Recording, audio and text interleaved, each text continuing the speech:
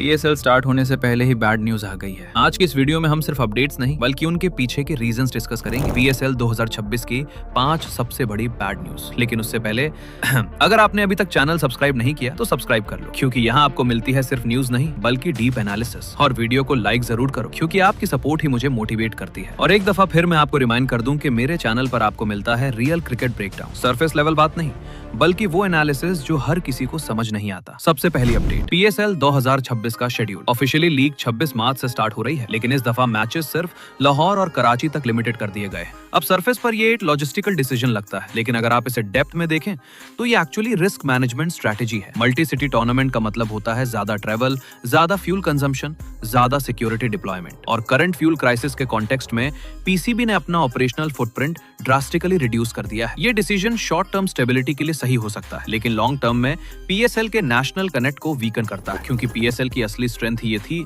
कि ये पूरे पाकिस्तान को रिप्रेजेंट करता था। दूसरी और सबसे critical development, matches without crowd. ये सिर्फ एक इमोशनल लॉस नहीं है, ये एक इकोनॉमिक और साइकोलॉजिकल कोलैप्स है पीएसएल एक्सपीरियंस का। Cricket specially T20 leagues crowd energy पर डिपेंड करती हैं। चांट्स, प्रेशर, मोमेंटम स्विंग्स, ये सब एब्सेंट होंगे। एनालिटिकल पर्सपेक्टिव से देखें तो एम्प्टी स्टेडियम्स का डायरेक्ट इंपैक्ट होता है। ब्रॉडकास्ट एंगेजमेंट कम होता है, ब्रांड विजिबिलिटी रिड्यूस होती है, प्लेयर्स के परफॉर्मेंस डायनामिक्स चेंज हो जाते हैं, और सबसे इंपॉर्टेंट, पीएसएल का इवेंट फील खत्म हो जाता है। ये एक साइलेंट टूर्नामेंट बन जाता है जो सिर्फ टीवी प्रोडक्ट रह जाता है, लाइव स्पेक्टिकल नहीं। तीसरी अपडेट, पीसीबी का फ्रेंचाइजेस को कॉम्पेंसेट करना। ये एक रिएक्टिव नहीं बल्कि प्री एम्प्टिव फाइनेंशियल शील्ड है। पीसीबी को ऑलरेडी पता है कि revenue streams, specially get money, hospitality boxes और ऑन ग्राउंड स्पॉन्सरशिप्स कोलैप्स होने वाले हैं। इसलिए पीसीबी ने एक सेंट्रलाइज्ड कॉम्पेंसेशन मॉडल अडॉप्ट किया है ताकि फ्रेंचाइजेस फाइनेंशियली स्टेबल रहे। लेकिन डीपर एनालिसिस ये कहता है कि अगर ये सिचुएशन प्रोलॉन्ग होती है तो पीसीबी के खुद के फाइनेंशियल रिजर्व्स पर प्रेशर आएगा। ये एक बैलेंसिंग एक्ट है, लीग को बचाना